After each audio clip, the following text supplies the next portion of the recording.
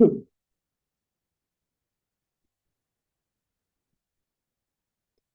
Krishna, dear devotees. Thank you all so much for joining.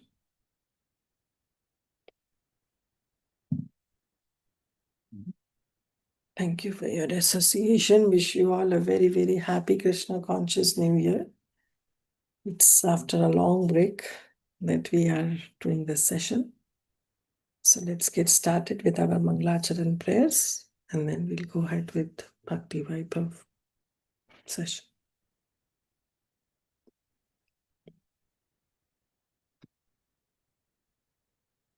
Om Namo Bhagavate Vasudevaya. Om Namo Bhagavate Vasudevaya. Om Namo Bhagavate Vasudevaya. Narayanam Namaskrityam Naram Chaiva Narottamam Devim Saraswatim Vyasam Tato Jayamudiraye.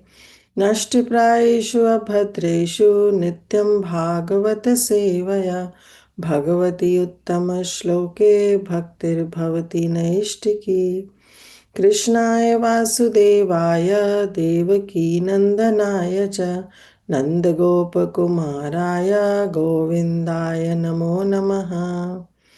ॐ अज्ञानतिमिरन्धस्य ज्ञानाञ्जनशलाकया चक्षुरुन्मिलितं येन तस्मै श्रीगुरुवे नमः।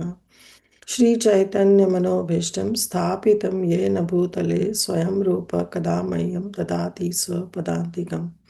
नमो विष्णुपदाय कृष्णप्रेष्ठाय भूतले श्रीमते भक्तिवेदान्तस्वामिनिति नामिने नमस्ते सारस्वते देवे गौरवाणी प्रचारिणे निर्विशेषशून्यवादी पाश्चात्यदेशतारिणे जय श्री कृष्ण चैतन्य प्रभु नित्यानंद श्री अद्वैत गदाधर शिवास आदि गौर भक्तवृंद हरे कृष्ण कृष्ण कृष्ण हरे हरे हरे राम राम राम हरे हरे वाञ्छाकल्पतरुभ्यश्च कृपा सिन्धुभ्येव च पतितानां पावनेभ्यो वैष्णवेभ्यो नमो नमः। गुरुवे गौरचन्द्राय राधिकाय तदालय कृष्णाय कृष्ण भक्ताय तद्भक्ताय नमो नमः। आनन्दलीलामय विग्रहाय हेमाभदिव्य छवि सुन्दराय तस्मै महाप्रेम रस प्रदाय चैतन्य चन्द्राय नमो नमस्ते। चैतन्य चन्द्राय नमो नमस्ते। चैतन्य चन्द्राय नमो नमस्ते। मुखं करोति वाचालं पङ्गुं लङ्घयते गिरिं यत्कृपातमहं वन्दे श्रीगुरुदीनतारिणं परमानन्दमाधवं श्रीकृष्ण चैतन्य ईश्वर।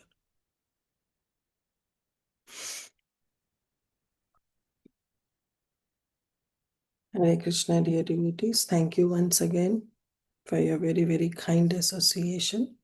So we are right now in the 16th chapter of Srimad Bhagavatam, Canto 1, Chapter 16. And this chapter entitled is How Parikshit Received the Age of Kali. So we have completed first few verses, I believe, yes. So we will continue from verse number 8 onwards today. First 7 verses have already been completed. But we'll do a quick recap of what we did in the first 7 verses because it's been a long time. So this chapter starts with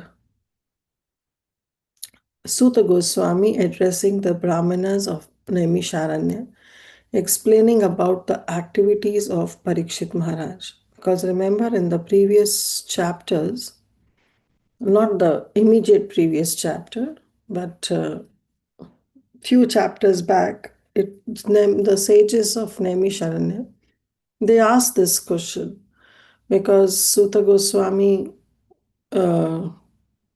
explained about Kunti Maharani, Bhishma Dev, but still they reiterated their question and they said that, oh, we want to hear about Parikshit Maharaj, but if that is dear to Krishna, if it is belonging to Krishna Katha, then we want to hear. So then Parikshit Maharaj started off how about the birth of Parikshit Maharaj and all that what we have done. But in this section, Maharaj Parikshit, how when Arjun came back and all the Pandavas, they retired, they went to north and finally Yudhishthir Maharaj enthroned Parikshit Maharaj. So now, naturally, the further activities of Parikshit Maharaj are being described. So Sutta Goswami explained that Parikshit Maharaj was a Mahabhagavad devotee. Let me share my screen so we know that. 1 minute.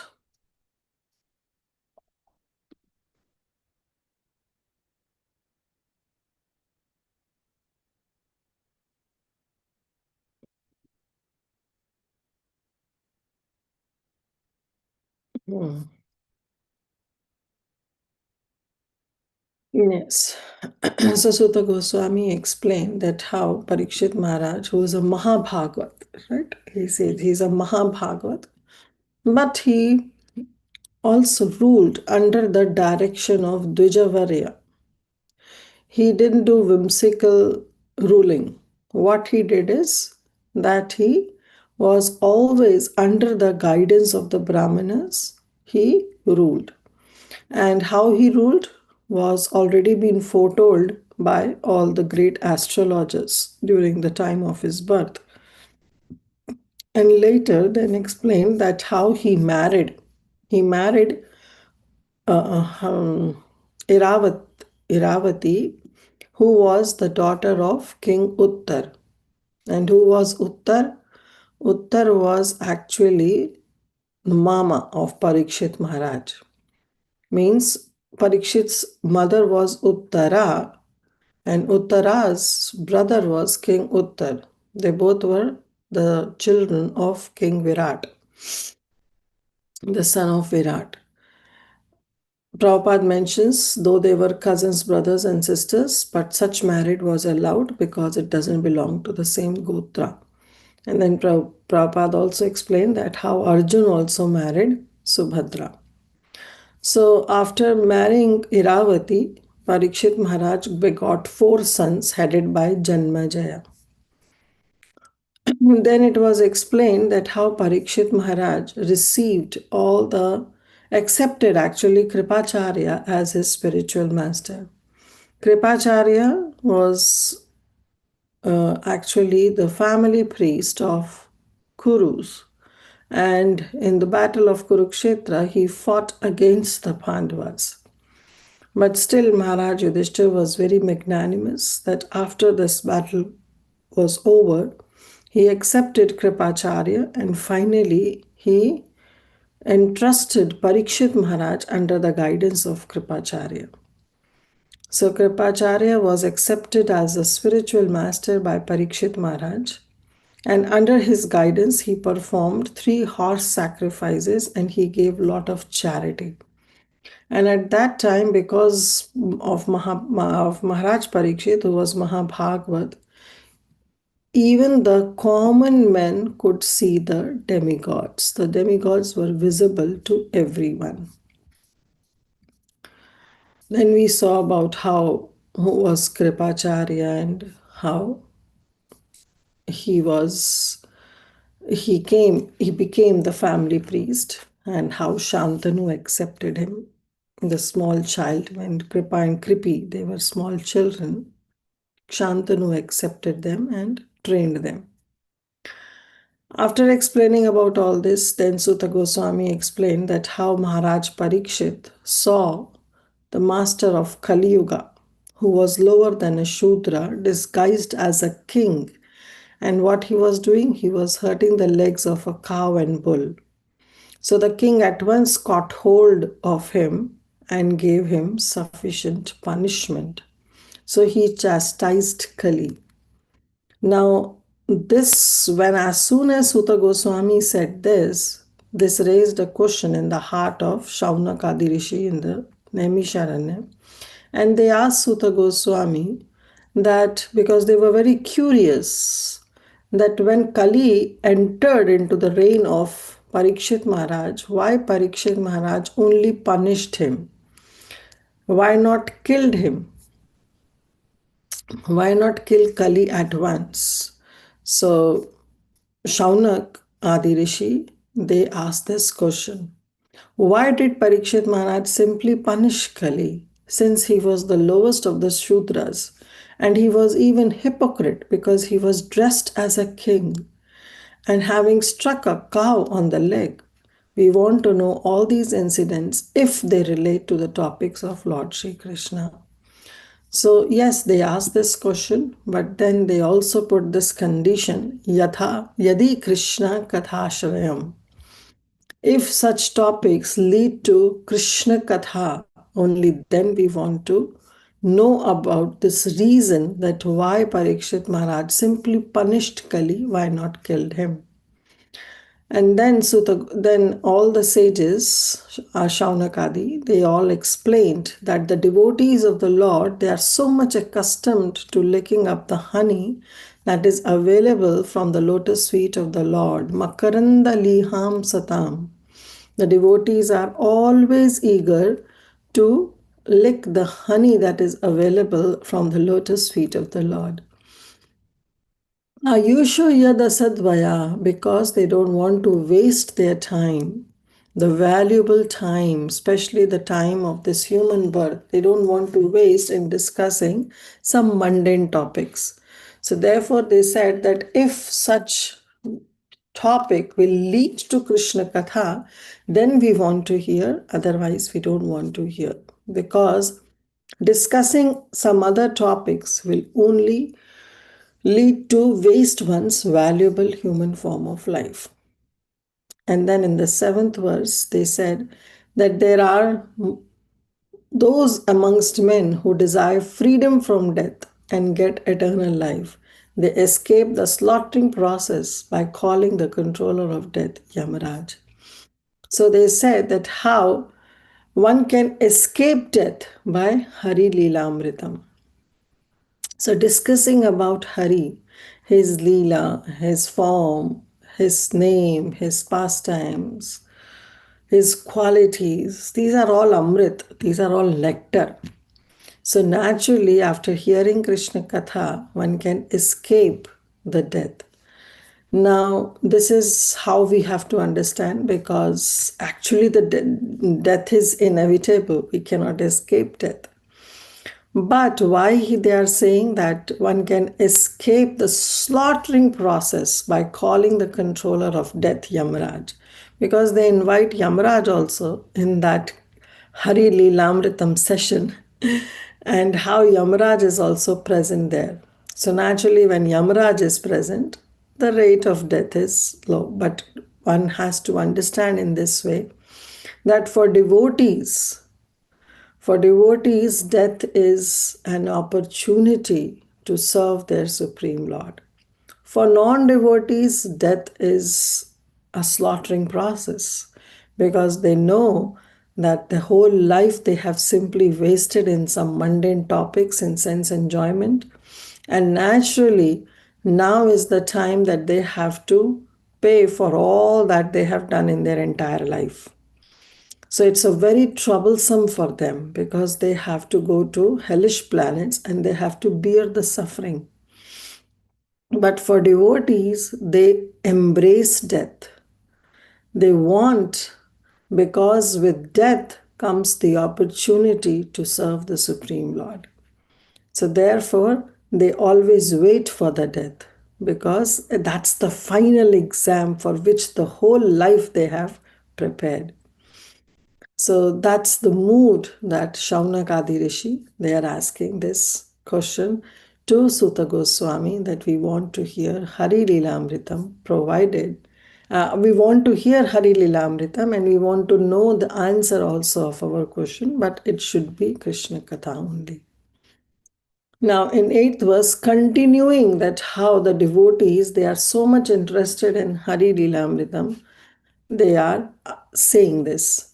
Na kaschin mriyate tavad yavad ashta ihantaka etadartham hi bhagavan ayuta paramamshibhi aho nirloke piyata hari leelamritam vacha. So now they are asking this question from Parikshit Maharaj. They are saying, as long as, okay, somebody can read the translation. Hare Krishna Mataji. Hmm. Go As ahead. long as Yamaraja, who causes everyone's death, is present here, no Hmm. one shall meet with death. The great sages have invited the controller of death, Yamaraja, who is the representative of the Lord. Living beings who are under his grip should take advantage by hearing the deathless nectar in the form of this narration of the transcendental pastime of the Lord. Hare Krishna. Thank you, Mataji. So they are continuing and they are saying that how one can escape death. How the devotees can escape death? Devotees can only escape death when they are engaged in Hari Leelamritam, when they are engaged in hearing the transcendental pastimes of the Lord. Only then they can escape death. So, again, death is inevitable, but this death actually helps one to unite unite in the eternal service of their supreme Lord. So there's a very beautiful verse that will come also in the second canto. Ayur harati vaipumsan udayan ashtam chayan saso taryate. It says tasyarte tasyarte yat shano nita uttama shloka vartaya. So this is a very beautiful verse. If you want, I can share also.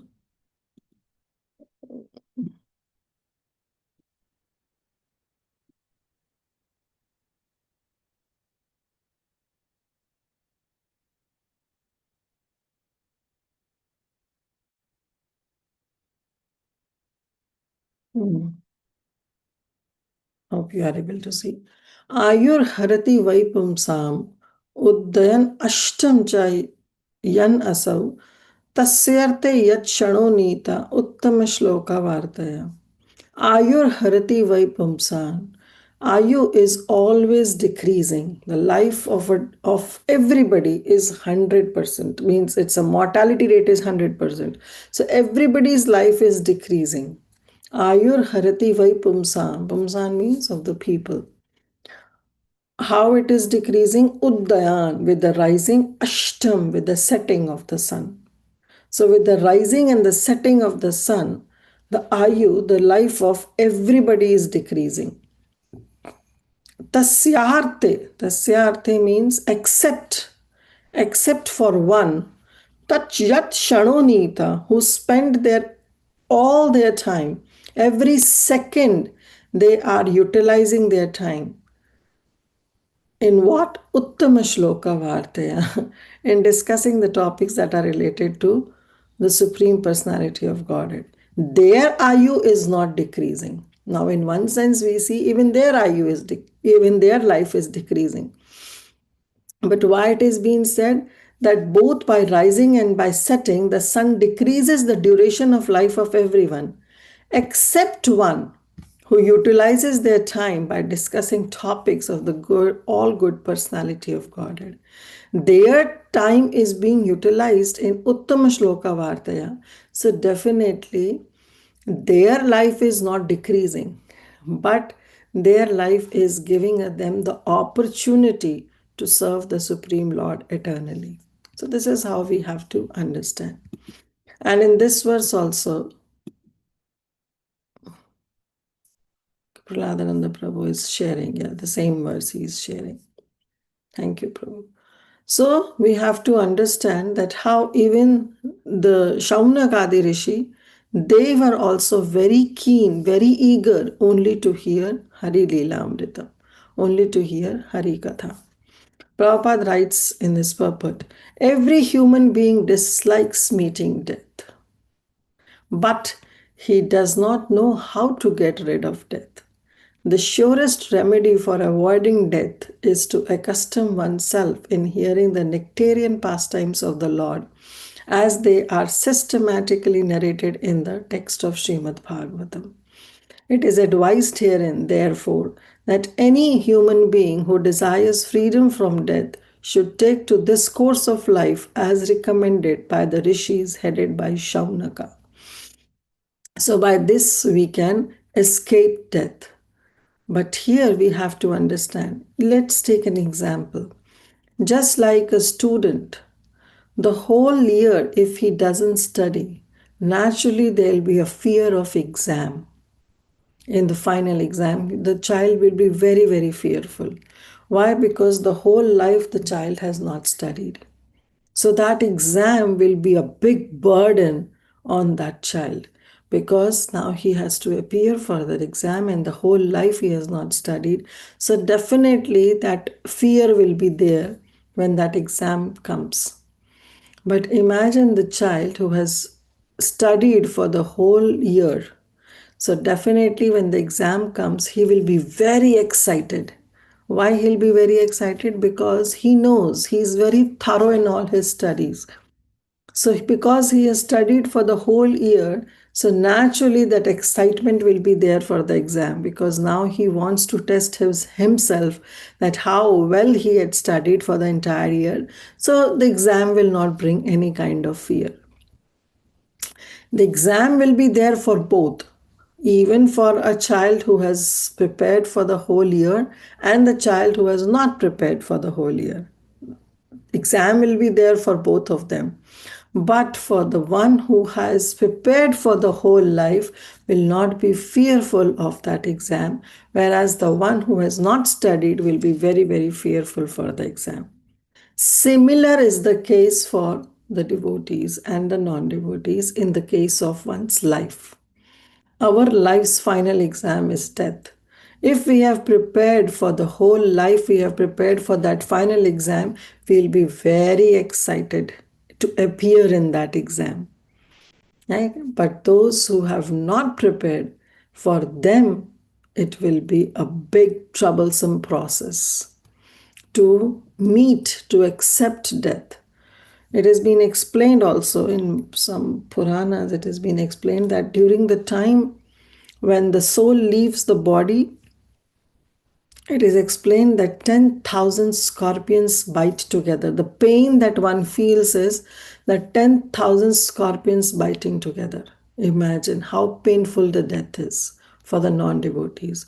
But for devotees, death is not at all painful. Neither they are afraid of accepting death. Why? Because the whole life they have engaged in hearing Krishna Katha. So naturally, they'll be not fearful and they accept, they embrace death because that gives them the opportunity to serve their Supreme Lord. So Prabhupada says that any human being who desires freedom from death should take to this course. What course? In hearing, engaging in Krishna Katha. Yes, Rupal Mataji, you want to share some? You want to ask something? Hare Krishna Mataji. Yeah, so the previous sloka where the time is reducing as the sun is, rising and setting for everyone, but Hmm. for devotee, they utilize the time for Krishna Katha. So basically, they are utilizing the time in a right way, but Hmm. still their life span is still definitely decreasing, right? With everyone. Definitely, of course. Death is inevitable. It will come to devotees and non devotees both. So the previous sloka was just saying that they are utilizing the time in a right way, Yeah, right? they are Just utilizing their time in the right way, therefore, they are not fearful of death. because the death is coming closer and they are utilizing and so they Hmm. are practicing for the final moment. Yeah. Okay. Yes, yes. Thank you, Mother. Thank you. Mataji, this also includes last minute preparing students like us. No, Mataji, there is no last minute. Don't worry. Prabhupada says to become Krishna conscious, it requires only one shana, only one moment is Oh, enough to become Krishna conscious. thank you, Mataji. Wonderful analogy, wonderful explanations. Thank you very much. So don't worry. Yes, Praladhananda Prabhu, you want to add Dandat Pranam Mata. something? Our body is undergoing Nitya Pralay. Every moment the body is. Yes. But one who utilizes his calm, this time in Harikatha, he is preparing for Antyatik Pralay. Uh-huh. When he will get liberated from material world. Yes. Also, the Bhagavatam slok says, no uttam slok vartayam justam tat katham tam syat sambramo antakale smartam tat padambujam. He will have no problem in remembering Lord Krishna's feet if he has passed his time in Harikatha all the time. So that was another good sloka there, right? Very Thank you, true. Mata. Very true. Thank you, Prabhu. Thank you so much. Okay, so we will continue with our text 9. Mandasya mandapragnasya vayu mandajushascha vai nidraya rete naktam devacha vyartha karma bhi. Mandasya mandapragnasya. Manda means those who are lazy. And manda pragnasya. Pragnasya means their intelligence. Their intelligence is also manda, means they are foolish. They are, as Prabhupada says, poor fund of knowledge. So the life, vayu, mandasya yushas their ayu is also manda, is very short. So 3 times this word manda has been used. One is mandasya, the people in the age of Kali, they are already very lazy. Their intelligence is also very manda, means very poor knowledge, poor intelligence. And their ayu, their age is also manda. Their ayu is also manda. Vaya means their age. And mandush ayushasravai, their life is also very short.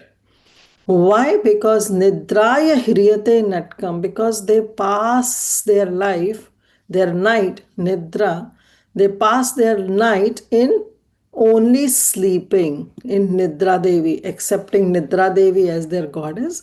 They pass their entire night. And in the daytime, what they do? Divacha vyartha karma bhi. They engage their daytime in only foolish activities. The activities which is vyartha, which has no meaning, which doesn't give any fruits to it. Now, even those who are doing sense gratification, it gives fruits. But that fruit is only for sense gratification. That is not being discussed in Srimad Bhagavatam. Srimad Bhagavatam says that any time that is not utilized in Krishna's service is vyartha. Therefore, those who are always engaged in Krishna consciousness, our Bhakti Rasamrita Sindhu explains that those devotees avyartha kalatvam. They don't waste even the moment in vyartha kal. They are avyartha kalatam, means they are always engaged in Krishna's bhajan. So the lazy human beings with paltry intelligence means with poor intelligence, they have a short duration of life. They pass the night sleeping and their day performing activities that are for naught. Are for naught. Naught means it is waste. It doesn't have any meaning. And it's zero. It doesn't add any value to their human form of life. So any activity that is not related to Krishna is vyartha. And our Srila Vishwanath Chakravarti Thakur explains that anything other than hearing Krishna Katha, it's all useless. We are simply wasting our time. So Prabhupada explains that the less intelligent people do not know the real value of human form of life. The human form of life is a special gift of material nature in the course of our enforcing stringent laws of miseries upon the living being. It is the chance to achieve the highest boon of life, namely to get out of this entanglement of birth and death. Only for this reason, this human form of life is very, very important. See, we all are undergoing the reactions of our karmic actions. We all the species. Today, if some soul is in the bird body, in the beast body, in an animal body, it is because of their karmic reactions. It's because of the desire that they have to enjoy. So they are into that body. So, yes, they are continuously residing in that body, bearing the suffering of their karmic actions, the reactions of their karmic actions. Now, those who are in those bodies, we have already discussed this, that they will not incur the further laws of karma. If some soul is in the lion body, will be in the lion bodies because of their karma only. But once they get that lion body, they will not incur further karma. Why? Because no karma, no law of karma is applied to other species of life other than human being. So then it's simply the progression stage. And then they will come to this human form of life. So they will definitely attain human form of life, but it's a long, cumbersome process, and it's an progression stage, it's an evolution that will happen. But once we are in this human form of life, we are subjected to this law of karma. So, with this law of karma, what is being special awarded to this human form of life is that intelligence is given. And with that intelligence, one can ask question: who am I? Who is Supreme Lord? What are my activities? What is my relationship with that Supreme Lord? And what activities I should do so that I can strengthen that relationship with that Lord? These questions are not there in the mind of other species because they don't have that intelligence. They have the intelligence by which uh, they can eat, they can mate, they can defend themselves, they can protect themselves. Such kind of intelligence is there in every. Even an ant, if you see, you just put a finger behind the ant will also run for its own protection, because even the ant knows that how to protect his own life. But that kind of intelligence is there, but the intelligence to get rid of their karmic reactions is not there in other species of life. It is a boon that is specially given to the human form of life, because after getting a human form of life, one can get a chance to get out of this entanglement of repeated birth and death by hearing Hari Katha, by engaging in only devotional service related to Lord Shri Krishna. The intelligent take care of this important gift by strenuously endeavoring to get out of that entanglement. Now, once we know the process, that with that process we can get rid of this samsara chakra, then naturally we will work. It's a natural process. Even after knowing if somebody is not working for it, definitely they are at fault, right? But the less intelligent, those who are manda, they are lazy and they are unable to evaluate the gift of the human body to achieve liberation from the material bondage. Knowingly, janiya shuniya vishkhaya means knowingly they eat poison and they commit spiritual suicide. If knowing the process, they are not following the process. Bhagavatam is giving us this process, is giving us the way to get out of this samsara chakra, by this get out of the way of this repeated birth and death, this entire cycle. Bhagavatam is giving the process, but if we are not following the process, then whose fault it is? Naturally, it's our fault. And when it's our fault, then naturally we are called moodas. We are the foolish ones who know the process but still not working for the process. So Prabhupada saying they are less intelligent, they are manda bhagya, they are manda sumanda. They are less intelligent, they are lazy, and they are unable to evaluate the gift of this human form of life. They are more interested in so-called economic development, and they work hard throughout the life simply for the sense enjoyment of this temporary body. They are working like asses, Prabhupada says, like a gokhara, like a animals they are working. They are duipad pashu.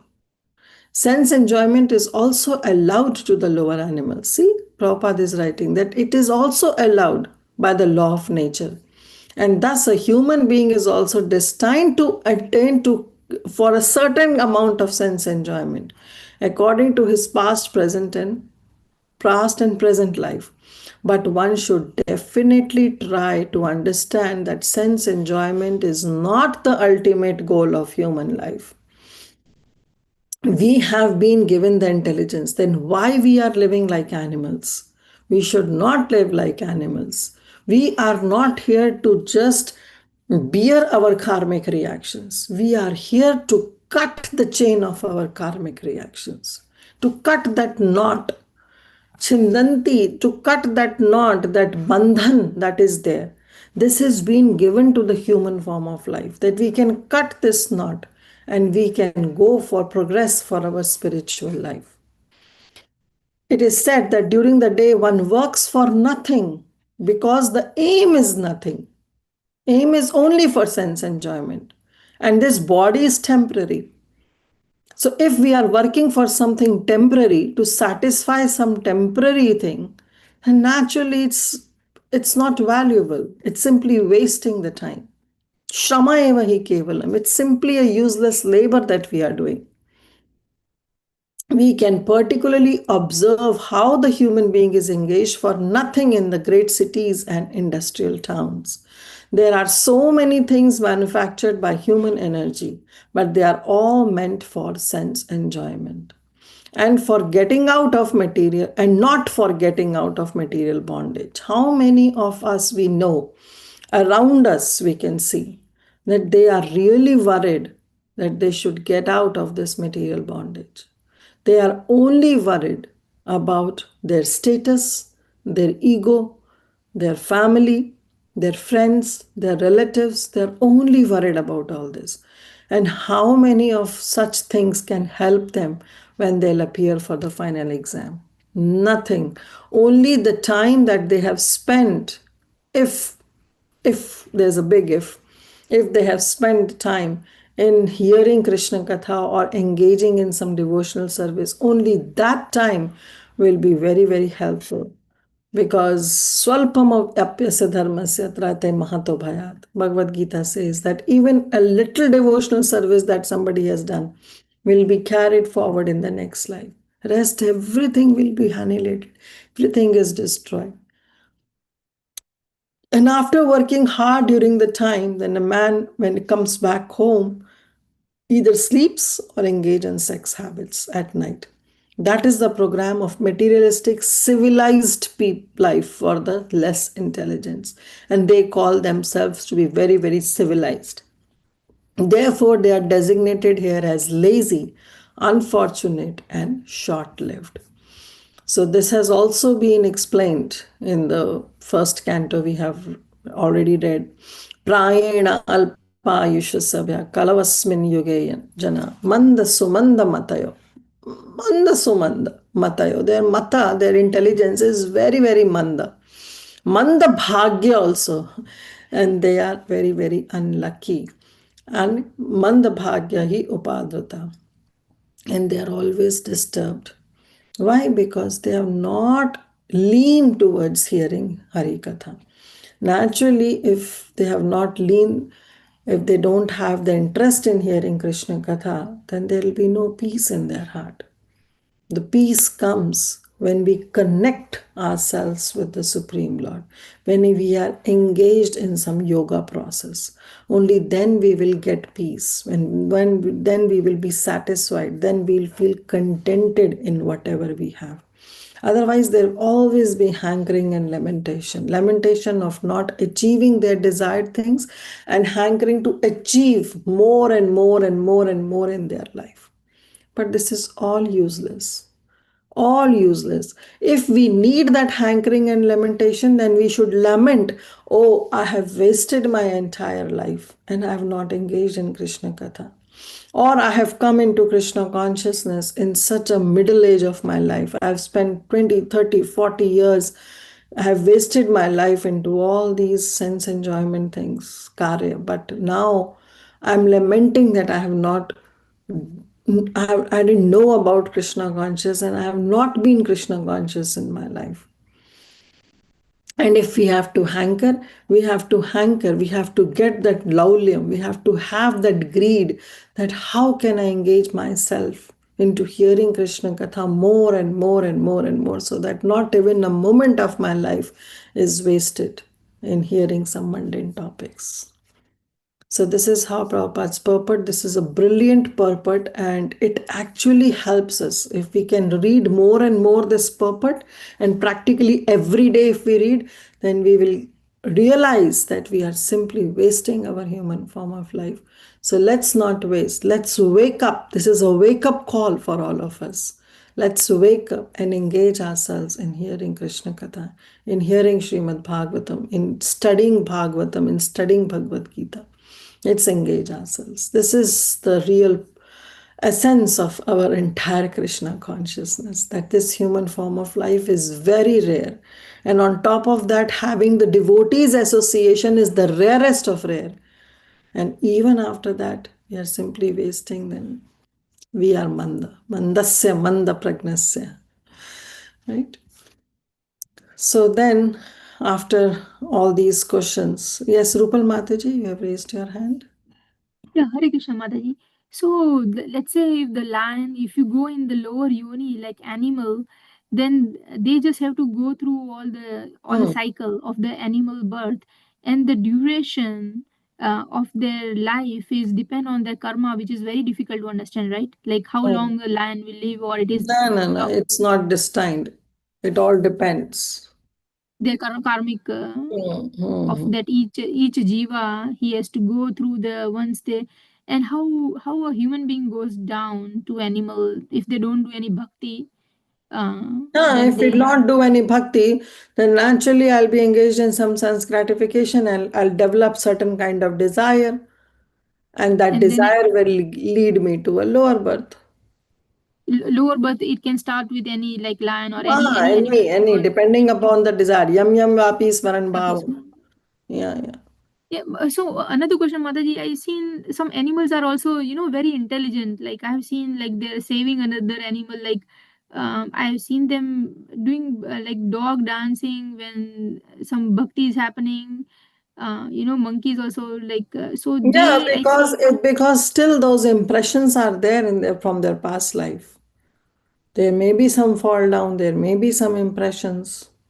But like they cannot do bhakti. Is it that like the bhakti quotient is not there in their brain, or they just No, like only it's not human? that they cannot do bhakti, because that kind of intelligence is not there.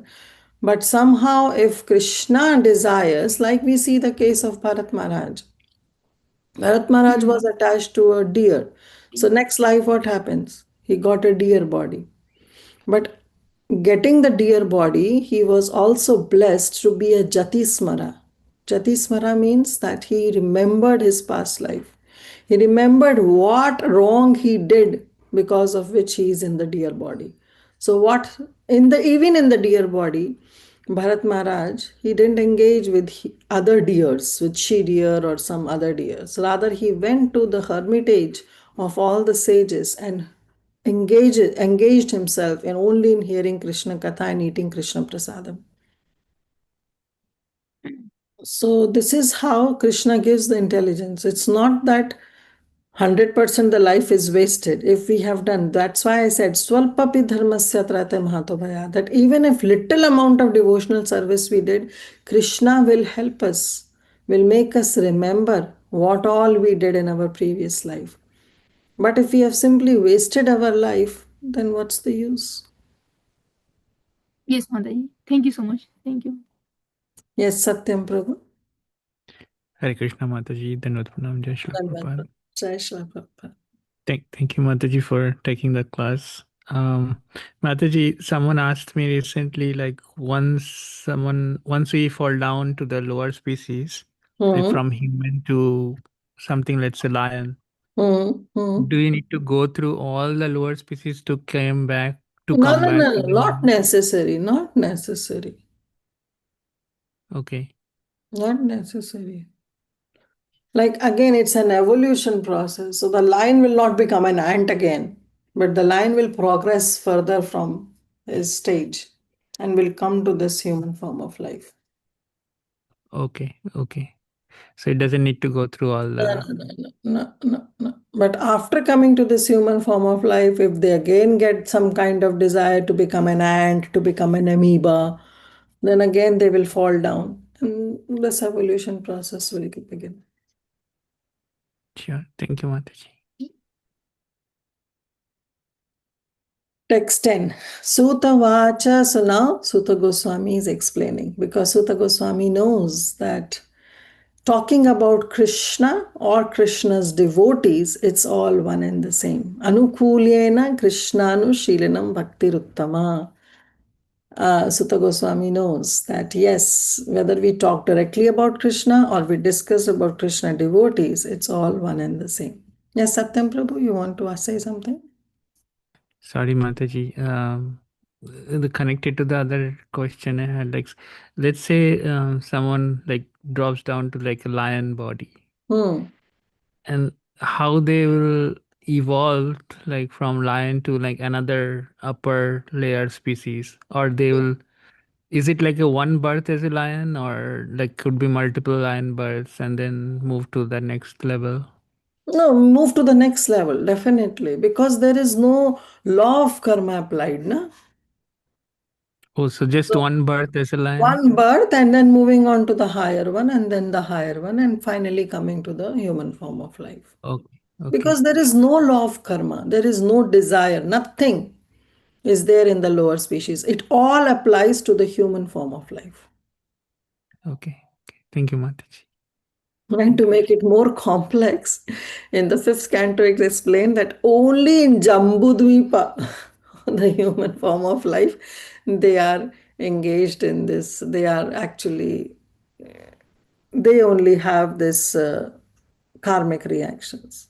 So that everything will come in the Oh, fifth canto. It's been explained that who all are there, who are supposed to bear the reactions of their karmic actions. okay. Thank you, Mataji.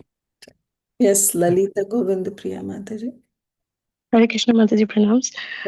Mataji, for a soul which has a human body, depending on like what we remember at the time of, then that is determined, right? Hmm. For animal, that evolution process is also that is applies to their. I mean, they do not have that, right? But how? This is the same question I have. Like, how is what determines the evolution? Nothing. That it's a process. It's simply a process. That's it. From a lower birth to a higher birth. That's it. Okay, ma'am. There is no Yeah, because it's desire. very. Imagine a child. A child after first grade will definitely go to second grade. Will go to the third grade. Will go to the fourth grade. Will go to the fifth grade. They have to pass all the grades. Similarly, when we are in the lower species of life, then depending upon which level we are, then naturally we'll go to next level, finally come to the human form of life. It's not that we'll go lower because there is no desire, there is no karmic reactions, there no law of karma, nothing. So naturally we'll go to a higher birth.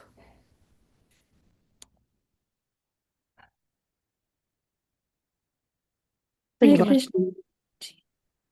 Is there any confusion regarding this?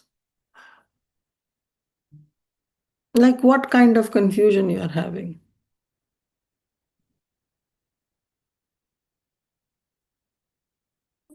I just had one question, Mataji, on the Jambudvipa and how the laws of karma act only on the people in Jambudvipa.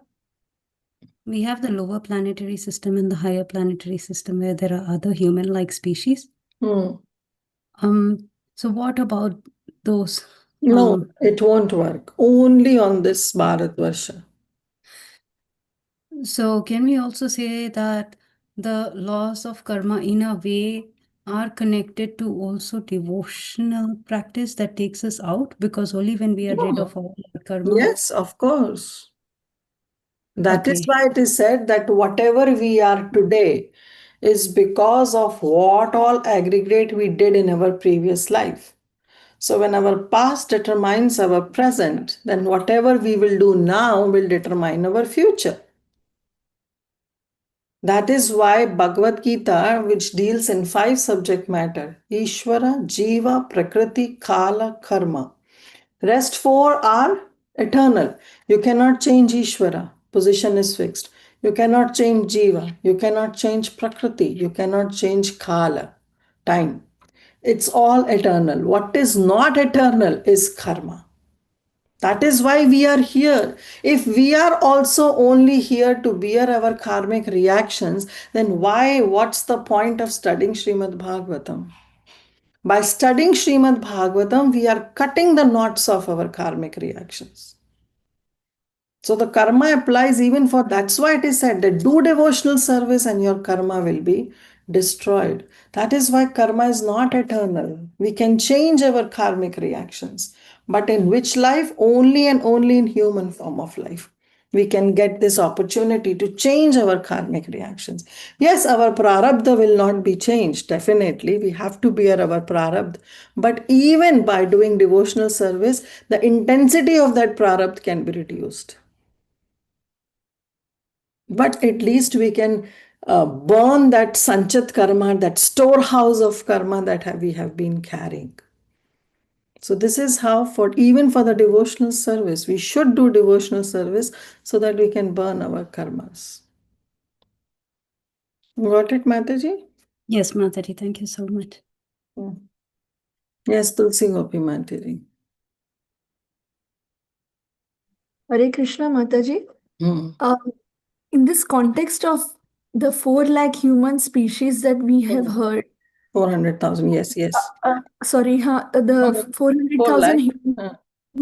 human like basically, but ऐसे we have always heard कि after going through all the 84 lakh, the final we come to human. So those that are higher among the 400 like devatas, or I also read once that there are human like people who have human like bodies but golden bodies in some other varshas or some other dvipas. So is it like those are higher human like people, but after we all have gone through those higher species and then come down to this type of human life? Is that what happens to continue our spiritual conquest? See, it is not a hard and fast rule that everybody has gone through. But Bhagavatam explains that every jiva was a Brahma in once upon a time.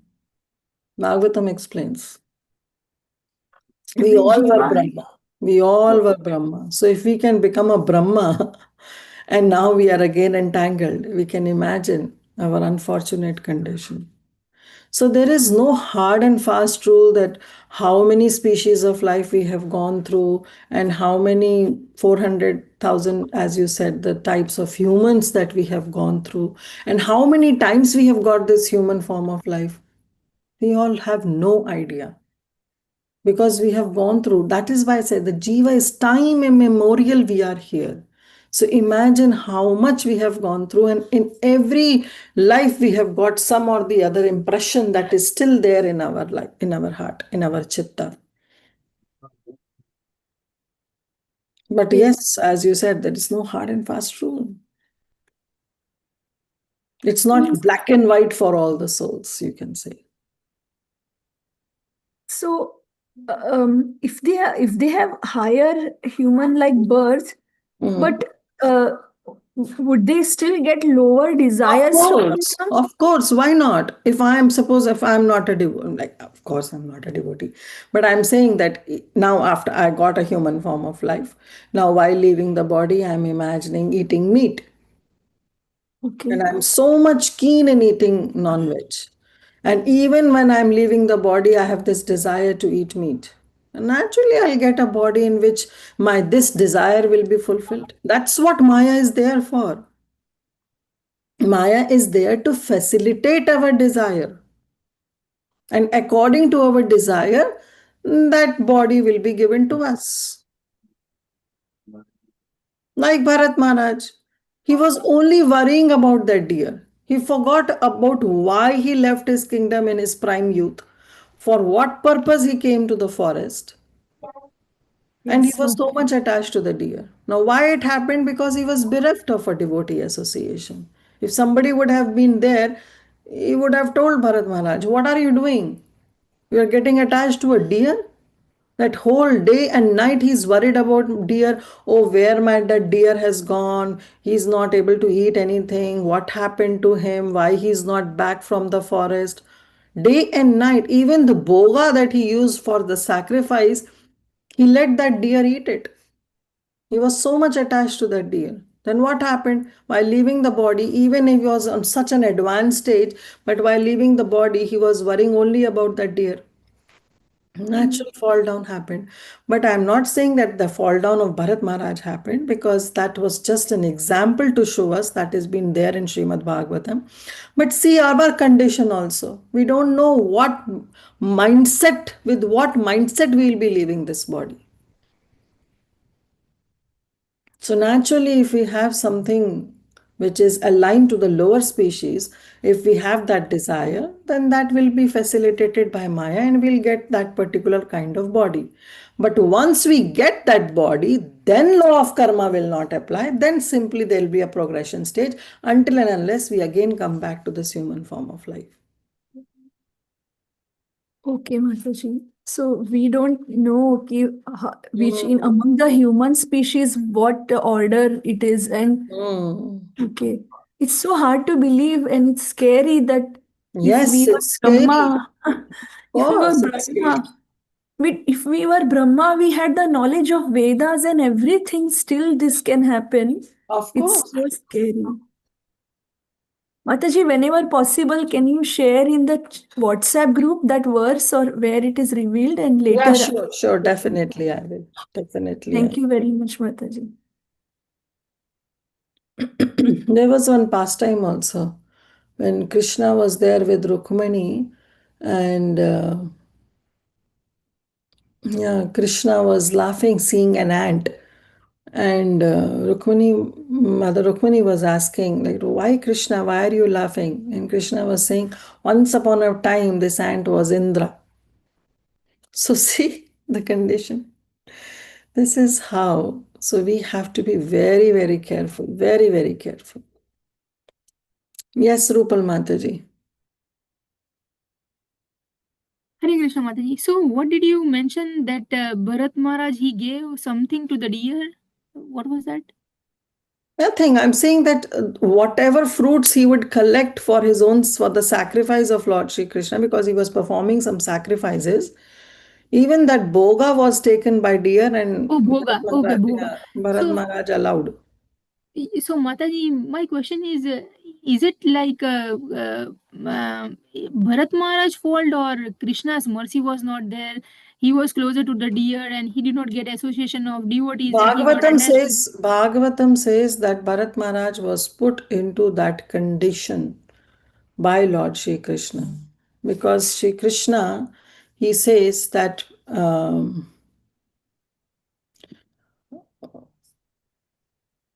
what is that verse? Shri Krishna Chaitanya Priya Bhakta Dware Annena Dilena Shiksha Eita Prakare.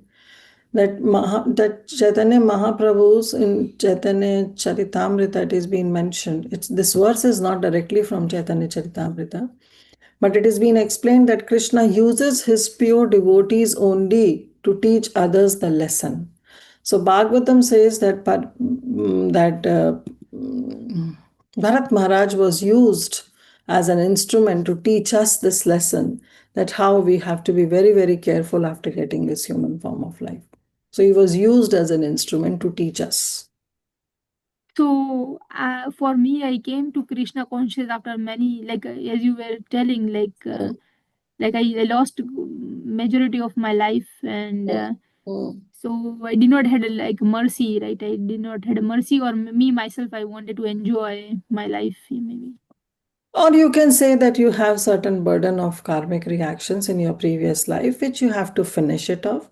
And you finally finished. And then you got this opportunity to come in the contact of a Mahabhagavat.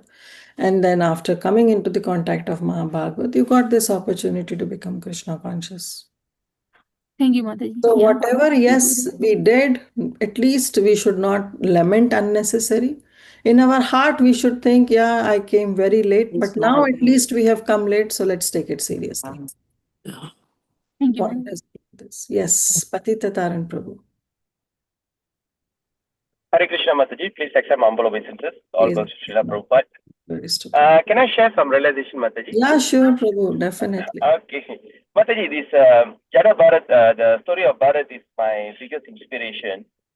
And I'm always keeping it in, that make this as a point of life. First of all, when Maharaj Bharat left the kingdom, he renounced the kingdom.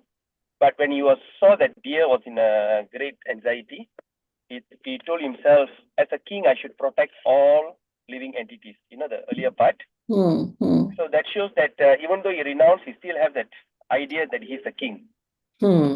And secondly, he became so attached to the deer. And so I have realized that having a pet, especially like cat and dogs in the house, it can be very, very, very dangerous. Very dangerous. No matter what, the attachment will be there. Very true. So I got rid of my pet and everything after. So very dangerous. Then after that, a little mistake of being diverted, he born as a deer, and he had a lifetime of regret. Being take a birth as a deer. Then after that, when he born again as Jada Bharat, so I realized, Mataji, that is the best way to achieve perfection by become Jada. Or like, what is it in English? Deaf and dumb. Sorry? Deaf and dumb. Deaf and dumb. Okay, dull-headed, just you don't know anything, act foolish. So in order to achieve that, to be humble as a grass and to be as tolerant as a tree, and to get the real taste of chanting of the holy name. So I tell myself, I have to be like Jada Bharat. So I have to be Jada. So I have to be deaf, I have to be dumb, I have to be a fool, and I have to be ignorant of all kind of external challenges, and I should not allow a little bit of ego and all these things to come in and seep in. So this Jada Bharat story is my biggest inspiration, and I'm always, trying my best, but of course it's not easy. But yes. So my understanding on this is to be a Jada Bharat is the perfect way of achieving higher success in devotional service. Thank you, Mataji. That's my little realization. Thank you, Prabhu, for sharing. And definitely in the 5th canto, we will cover this entire thing. Yes. The story of Jada Bharat will come. And Bharat Maharaj, everything, how he preached to Rahuguna, everything will come. And they are very, very beautiful prayers, very beautiful prayers. And very beautiful instructions also that Jada Bharat gives, his own realizations. So that definitely we'll cover. But thank you for sharing. Yes, Prahladananda Prabhu. Do we have time? Otherwise, you said that. No, go ahead, Prabhu. Okay. Please go ahead. In this context, I always remember these two slokas, one from Srimad Bhagavatam, the other from Brahma Samhita. The sloka says, Devhuti Mata is telling Kapil Bhagwan, Karmana Dev Netrena Jantur Devo Papate. Because of our karma, we take this body here, okay, and we are suffering prarabdha and everything like that. But Brahmaji says, Yastvendra Gopa Matvendra Maho Sukarma Bandhanu Fulbad Matana Karmani Nirdahti Kintuja Bhakti Bhaja. So it's only Bhagavan Krishna who can burn off your karma. Yes. Right? And promote you to out of birth and death like that. So although we are subject to our prarabdha and everything, at the discretion of Lord Sri Krishna, it can be dissolved, and we can get out of birth and death and develop love for Lord. So these two kind of explains, that our fate is actually. Prabhupada Maharaj also says that if you have fallen in a desolate well, you don't have to worry that how did I fall. You should worry how do I get out of this well. And somebody has suspended the rope, and you have to catch it. Then he will pull it up. If you say no, I will not catch it. Let the rope come and bind me. No, we have to put our effort. This is also explained in Damodar Lila that mother had to do so much labor to bind Sri Lord Krishna. Very All true. this this is what I was thinking. So thank you, Mother, for allowing me this to speak. Thank you, Prabhu, and thank you for sharing this important point that it's only up to Lord's discretion. Because even after doing devotional service, we cannot claim that now I am entitled to get rid of this suffering of birth and death. Even after that, if Krishna wants us, so be it. That's the mood of a devotee. We cannot claim that I have done so much, so now I am entitled. No, we cannot. It's only total discretion and mercy of Lord Shri Krishna. Thank you. Thank you for adding that, Prabhu. Yes, Tulsi Gopi Mataji. Mataji, one more quick question with regard to the verse of Bhagavad Gita where Krishna says Swalpam apyasya dharmasya trayate mahato bhayat. So how do we understand in that context when example of Brahma or Indra fall down to this extent, they had done so much of dharma or even devotion, so many acts of devotion, although it may not be consistently uninterrupted, but how that didn't protect them from the mahato bhayat of falling down. How do we understand that? 6th chapter of Bhagavad Gita explains that if you have not perfected your life in a particular lifespan, then how you take birth? You take birth in an aristocratic family. You take birth in a devotee family. So Krishna doesn't forget that. If even after being a Brahma, maybe our devotion may not be consistent, but whatever devotional service we have performed, it's not that Brahma will immediately become an ant or will take a lower species. Maybe they will take some human form of life in some aristocratic family where they'll get a chance to progress further. So it all depends. It's not that after getting this human form of life, next life I'll get a birth as an animal. I may take another human form of life. So Okay. it all depends upon, because that's why Krishna says nothing is wasted. Whatever you have done in devotional service, it will never go in vain. Never ever. It will only add up to your next. Thank you very much, Mataji. Dandavat Pranam. It's very helpful. So we still have time. Let's cover. Sutavacha यदा परीक्षेत् कुरुजाङ्गलेवसात् कलिं प्रविष्टं निजचक्रवर्तिते निशम्य वार्ताम् अनतिप्रियं तथा शाराशनं संयोग सौन्दर्याब्धवे. So now Sutta Goswami is explained that once what happened, Parikshit Maharaj, who was in the capital of Kuru's empire, Kuru Jangale Vasat. He was situated, he was residing because he was enthroned as the king by Maharaj Yudhishthir. His reign, his kingdom, what happened? Kalim Pravishtam, Kali Yuga entered. And he entered within the jurisdiction of Maharaj Kali, Maharaj Parikshit, when Maharaj Parikshit was the king. Then what happened? This news that how Kali has entered, this news reached to the ears of Parikshit Maharaj. And it was Anatipriyam. It was not very, very dear. Definitely this news will not be dear to any of the king if some enemy has attacked. So Kali has attacked the kingdom of Parikshit Maharaj. And we know Parikshit Maharaj's kingdom was entire Jambudvipa. We will come to know, we'll see in the future verses that even he went to Kimpurusha Loka to rule. So this news, when it reached to the ears of Parikshit Maharaj, it was not very palatable. It was not very pleasing that how Kali has entered into his kingdom. So what he did, he took his bow and arrow, Sharashanam Samyoga Soundir, and Abade, he took up his bow and arrow to fight against that Kali, because now he got a chance to pick up his bow and arrow. Somebody can read the translation. Hare Krishna. Sut Goswami said, while Maharaj Parikshit was residing in the capital of the Kuru Empire, the symptoms of the age of Kali began to infiltrate within the jurisdiction of his state. When he learned about this, he did not think the matter very palatable. This did, however, give him a chance to fight. He took up his bow and arrows and prepared himself for military activity. Thank you. Thank you, Saudamini Mataji. So, this was not very pleasing. But our Srila Vishwanath Chakravarti Thakur says that in one sense it was pleasing also. Why it was not pleasing? Because definitely the enemy has entered, Kali has entered into his kingdom, will ruin his kingdom. But also it was pleasing because that gave him the chance to fight.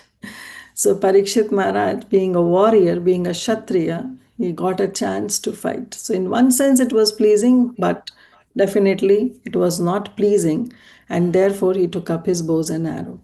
Now, how he learned about this, that Kali has entered, then Prabhupada says that what are the symptoms of the age of Kali? That illicit connection with women happened, indulgence in meat eating happened, intoxication happened, people start taking pleasure in gambling. All these symptoms were started coming in the kingdom of Parikshit Maharaj, that made him realize that yes, Kali has entered. So the age of Kali literally means the age of quarrel. People were quarreling. And the above mentioned four systems are the root cause for all kinds of quarrel. Quarrel happen only because of woman, wine, and meat eating, and then gambling. Maharaj Parikshit heard that some of the people of the state has already taken up to these symptoms, and he wanted to take immediate steps against such causes of unrest. Because if at the beginning only it is not stopped, then definitely it's going to spread. So this means that at least up to the regime of Maharaj Parikshit, such as symptoms of public life were practically unknown. And as soon as they were slightly detected, he wanted to root them out. The news was not palatable, but in a way it was palatable, because that gave Parikshit Maharaj the chance to fight. There was no need to fight with small states because everyone was peacefully under the subordination of Parikshit Maharaj. So he never got a chance to fight. But the Kali Yuga miscreants gave his fighting spirit a chance for exhibition. A perfect Kshatriya king is always jubilant as soon as he gets a chance to fight, just as a sportsman is always eager when there is a chance for a sporting match. So it is no argument that in the age of Kali, such symptoms are predestined. If so, then why they were preparation for fighting out such symptoms? Yes, one can say, well, it was the age of Kali. Kali Yuga has to enter. So what's wrong in it? So what is the need for fighting? It's the time for Kali Yuga. Kali will definitely enter. But such arguments, Prabhupada says, are offered by lazy and unfortunate men. In the rainy season, the rain is predestined, but yes, yet still people take precautions to protect themselves. Similarly, in the age of Kali, the symptoms are mentioned are sure to infiltrate into the social life, but still it's the duty of the state to save the citizens from the association of the agents of Kali. Like this is the age of Kali. We are all in the Kali Yuga, where Kali Yuga has peeped in full capacity. But still, Prabhupada has come and have guided us. All our Guru Vargas have come and guided us that please take precautions. Rain is there, take an umbrella. Don't get unnecessary wet. We will get sick. So everywhere where we go, we see materialistic people. We see people enjoying. We see people engaging in sense gratification. And that can influence us. So therefore, be a soldier. Prabhupada and his disciples have guided us. Be a soldier. Wear the armor of Krishna consciousness so that when we go out in this material life, in this material world, when we step out, we have that armor that can protect us to get influenced by this age, by these materialistic people. Because we are in that. Be like a lotus, which is in that filthy, muddy area, but still the water that drops on the leaf of the lotus flower doesn't affect the lotus. It just slides down. So that's how we have to be. That's how first class devotee we have to become. Similarly, in this age of Kali, the symptoms of the above mentioned are sure to infiltrate, but it is the duty of the state to save the citizens from the association of agents of Kali.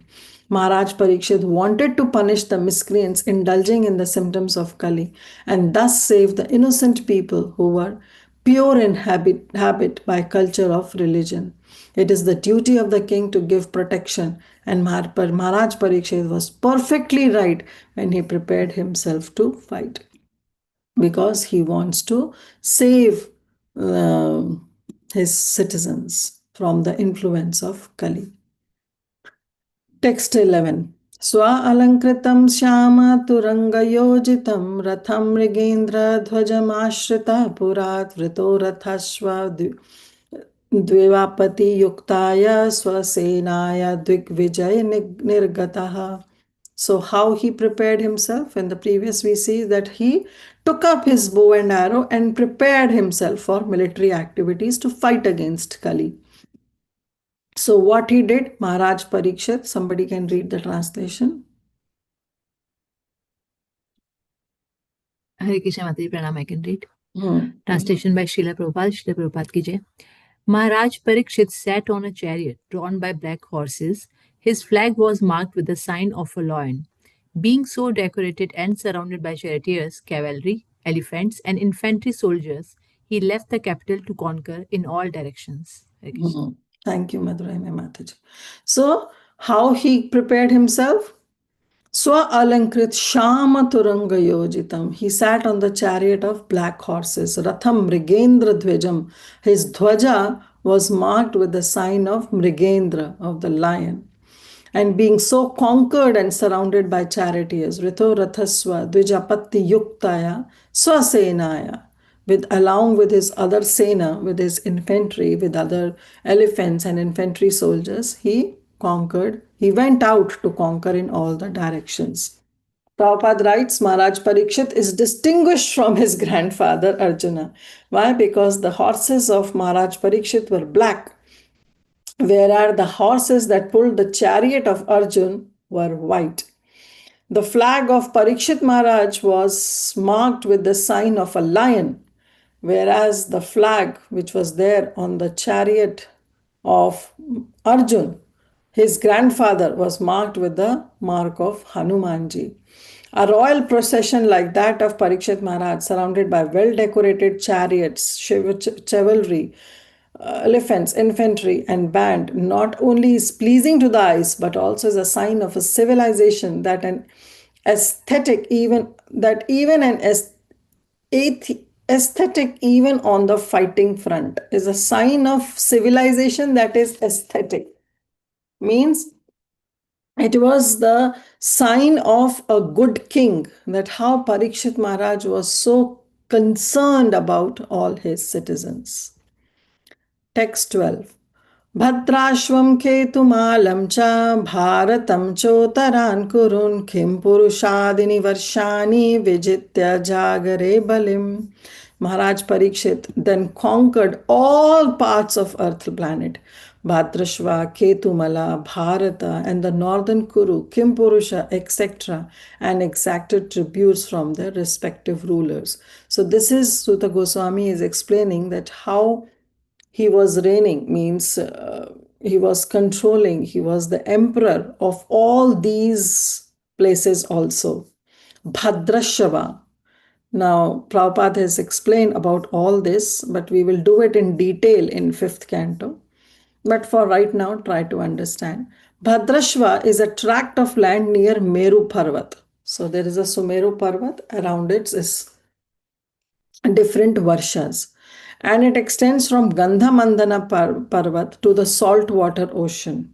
And this is by description is given by Sanjaya to Dhritarashtra. Maharaj Yudhishthir has already conquered this Bhadrashva, and thus this province was included within the jurisdiction of his empire. Maharaj Parikshit was formally declared to be the emperor of all lands ruled by his grandfather, but still he had to establish his supremacy while he was out of his capital to execute tribute and such states. Ketumala. The earth planet is divided into 7 dweepas by 7 oceans, and the central dweepa is known as Jambu Dweepa. This Jambu Dweepa is divided into 9 varshas by 8 huge mountains, And Bharat Varsha is one of the above mentioned 9 Varshas. Ketumala is also described as one of the Varshas. And it is said that Ketumala Varsha, the women are very, very beautiful. They are most beautiful. This Varsha was also conquered by Arjun. A description of this part of the world is also available in Mahabharata. It is said that in this part of the world is situated in the western side of Meru Parvat. So, see, there is a Sumeru Parvat which is in the center. And so, first we have to understand that there are 9 dweepas. And in that 9 dweepa, Jambu Dweepa is there. And in that Jambu Dweepa, these different Varshas are there. That is Bhadrashva, Ketumala, Bharatvarsha, Kimpurusha, Loka. All these different Varshas are there.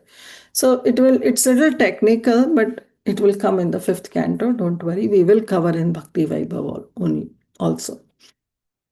So it is said that this part of the world is situated. Okay, this we have done. Yeah, they are most beautiful. And in Ketumala only, it is said that this part of the world is situated on the western side of the Meru Parvat. And the inhabitants of this province used to live up to 10,000 years. Human beings being in this part of the globe are of golden color, and women resemble the angels of heaven. The inhabitants are free from all kinds of diseases and grief. Then comes Bharat Varsha. This part of the world is also one of the 9 Varshas of Jambudvipa. A description of Bharat Varsha is given in Mahabharata. In the center of Jambudvipa is Ilavrata Varsha, and the south of Ilavrata Varsha is Hari Varsha. So these descriptions are also given. It is mentioned here that women in both these Varshas, that is Ilavrata Varsha and Hari Varsha, they are very beautiful, and some of them are equal to Apsaras or heavenly women. Then Uttarakuru, according to the Vedic geography, the northernmost portion of Jambudvipa is known as Uttarakuru Varsha. And it is surrounded by the salt water ocean from 3 sides and divided by Shringavan mountain from the Hiranyamaya Varsha. Then comes Kimpurusha Varsha. It is stated to be situated north of the great Himalayan mountain, which is 80,000 miles in length and height and which covers 16,000 miles in width. These parts of the world were also conquered by Arjun. The Kimpurushas are the descendants of the daughter of Daksha. When Maharaj Yudhishthira performed a horse sacrifice yagna, the inhabitants of these countries were also present to take part of the festival, and they paid tributes to the emperor. This part of the world is called Kimpurusha Varsha, or sometimes the Himalayan provinces, Himavati. It is said that Sukadev Goswami was born in these Himalayan provinces and that he came to Bharatvarsha after crossing the Himalayan countries. In other words, Maharaj Parikshit conquered all the world, universe, not exactly the universe, but the world. He conquered all the continents, enjoining all the seas and oceans in all directions, namely the western, eastern, northern, and southern part of the world. So this was the entire kingdom of Parikshit Maharaj. Now all these varshas were accessible to go, or people can come from those varshas, but only up till Dwapar Yuga. In Kali Yuga, it is not accessible because you need certain kind of piety to enter into such varshas, different varshas.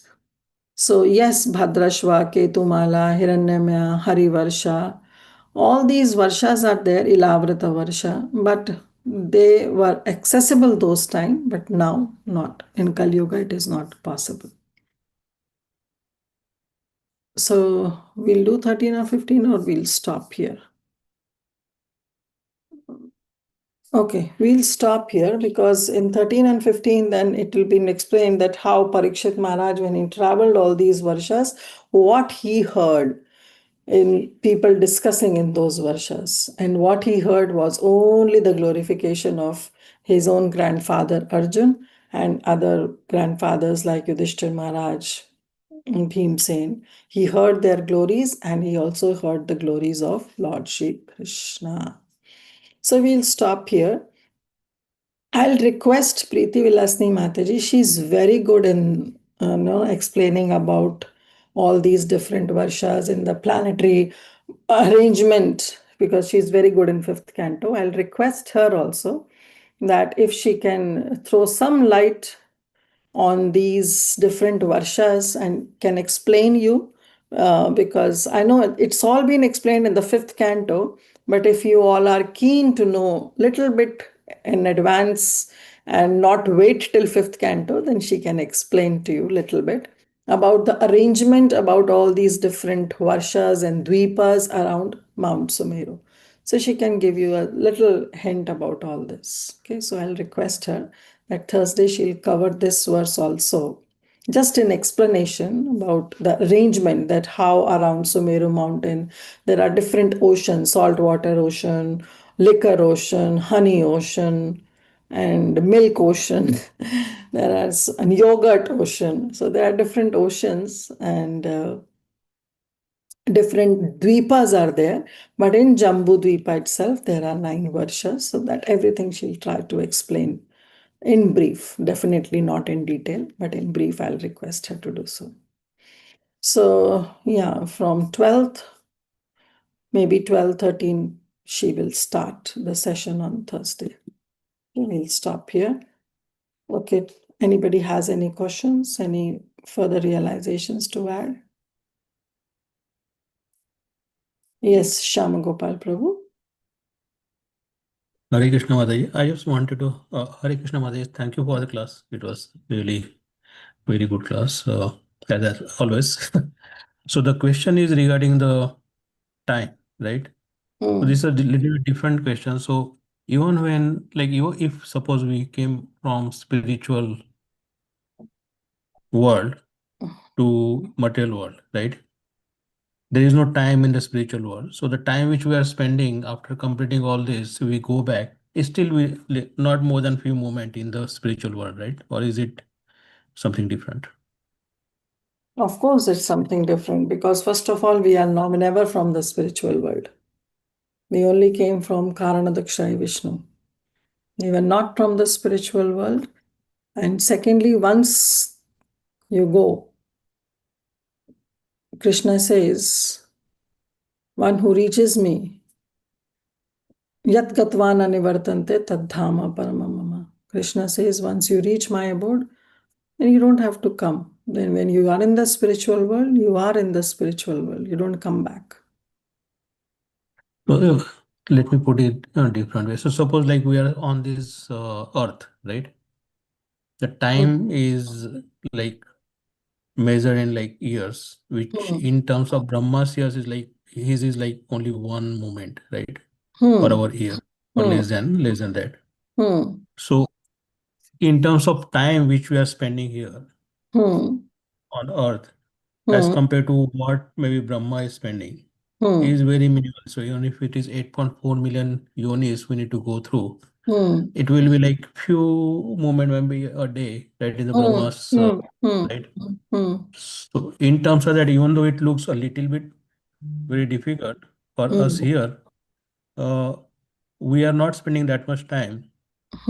But repeatedly, if we go on doing that, then we'll stay here Yes. forever, right? That's what Yes. we have to like understand. Like we'll be like, Yes, you are right. The time difference is definitely nothing as compared to the life of Brahma or to the other higher planet systems. Yes, you're right. another thing about the time, like the death of a devotee and others. So because the devotee is generally happy, right, in the Krishna Chintan.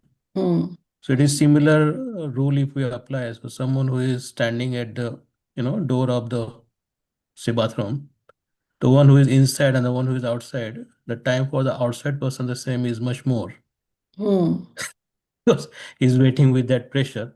And inside he's like relaxing. So for him, it's like almost like 1 hour is also almost like few moments.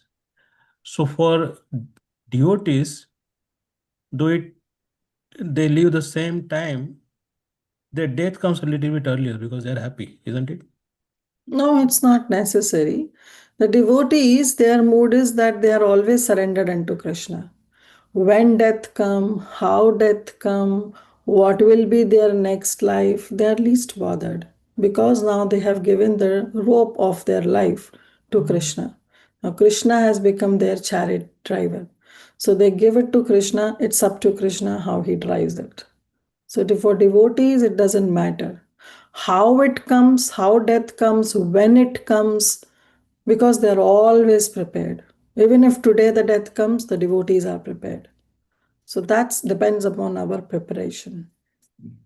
And even I think in other cases we heard that devotees can be a part of the Krishna's leelas, or in Yeah, the that will this happen certain way. after we leave this body. That happens after we leave this body.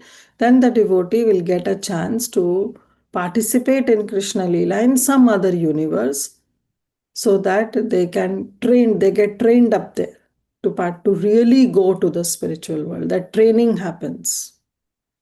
Right? Okay, it is When an in you between phase between. Yeah, in between phase is the training phase. Just like a child when he does his graduation, post graduation, then he has to do certain internships. Directly, he's not hired, right? So we have to do that internship, and in that internship, if the child behaves well, or he or she shows the work well, then they are automatically either absorbed in that company or they are placed in some different company, right? Then the hiring process starts.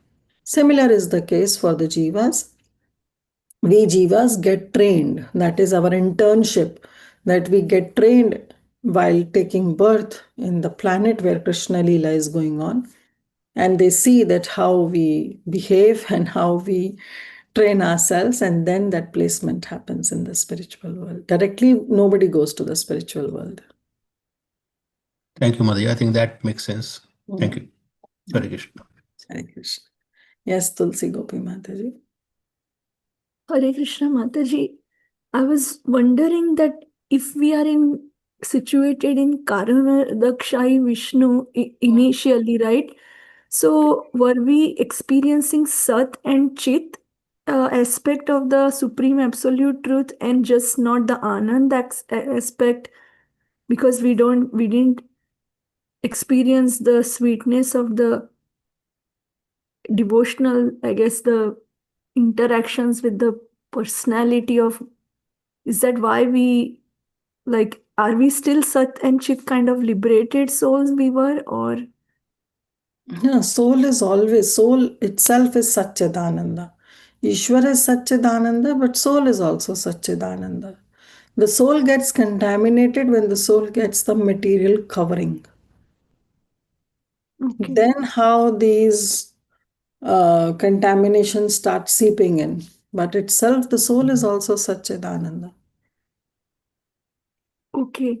But there was ignorance that I am in It's Karana only the Dakshai Vishnu. ignorance. In ignorance only, we decided to enjoy separately from Krishna. That is avidya. That Okay, is so the real avidya. that time, so we didn't realize that we are within Karana Dakshai Vishnu, we are with the Lord. That Yeah. realization was not there, and We still okay. want to enjoy separately from Vishnu. Okay, Mataji. Thank you. But when the start happened, when exactly we decided, then it's very hard to trace. Last class also we discussed that if we start tracing to that point, it will be impossible. Because Anadi Kal Jiva is Baddha in this world. Anadi Kal se. So time immemorial. Mataji, other question I had was that sometimes I hear someone saying about any relative that some astrologer, someone's suffering a lot and that person is pious. Then some astrologer will say, yeah, this is his or her last birth in the material world, उसके बाद ये life के बाद उनको मुक्ति मिल जाएगी. Is that true that astrologers can predict someone's liberation and stuff, or? No comments, Mataji, but actually astrology Jyotish is a science. It's a Vedanga. It's a limb of a Vedas. So definitely it's a science and it's bona fide. But in today's age of today's age, if we find some good astrologers, I really don't know. But yeah, in the previous yugas, yes, the astrologers were able to connect the destiny of the soul. So the astrologers whom Maharaj Yudhishthir invited, Yes. they didn't comment, right? That Shukdev No, was they predicted. They predicted about the death of Parikshit Maharaj also, that how he will be bitten by Taksha. They predicted.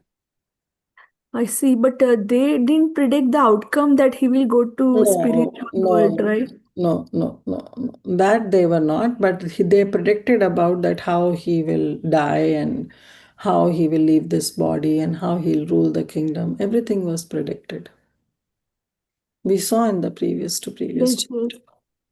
yes, Mataji, I was just wondering but they couldn't predict his destination after death, na, ki he will go back to spiritual world or anything like that. Nobody Actually, says. this question was asked by Shaunakadi rishis. They asked this question that we want to know about the birth, about the activities of Parikshit Maharaj, and also we want to know about the destination that he will get after birth. They asked this question to Sutta Goswami. But it was not answered, na, the Yeah, last it will answer now. Now in future verses, he will answer.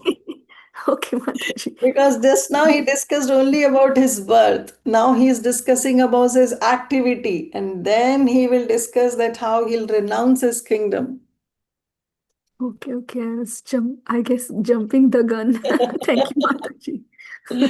No problem. Yes, Praladananda Prabhu.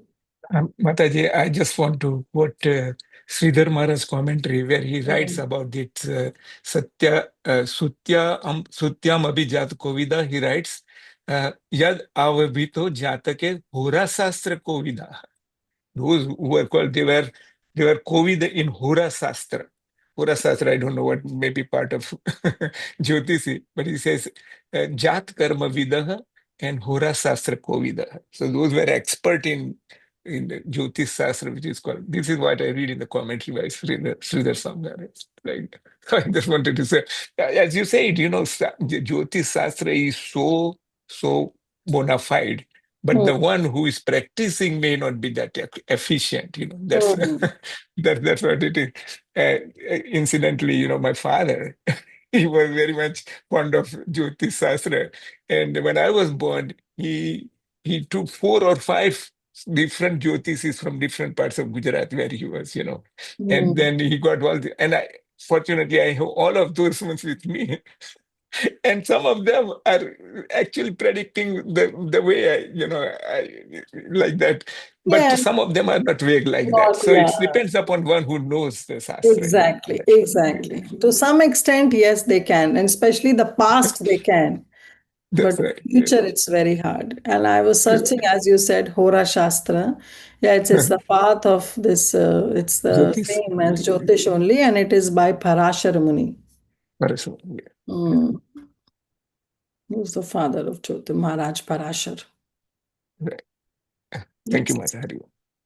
Okay, dear devotees. So thank you all so much. We can end up here. Yeah, we can no further questions. So we'll stop here, pause here rather, and we'll continue on Thursday. And I'll request Preeti Valasni Mataji to address that also. Nothing in chat. Praladananda Prabhu has quoted a lot of verses. Please take a note of all those verses. That will be very helpful.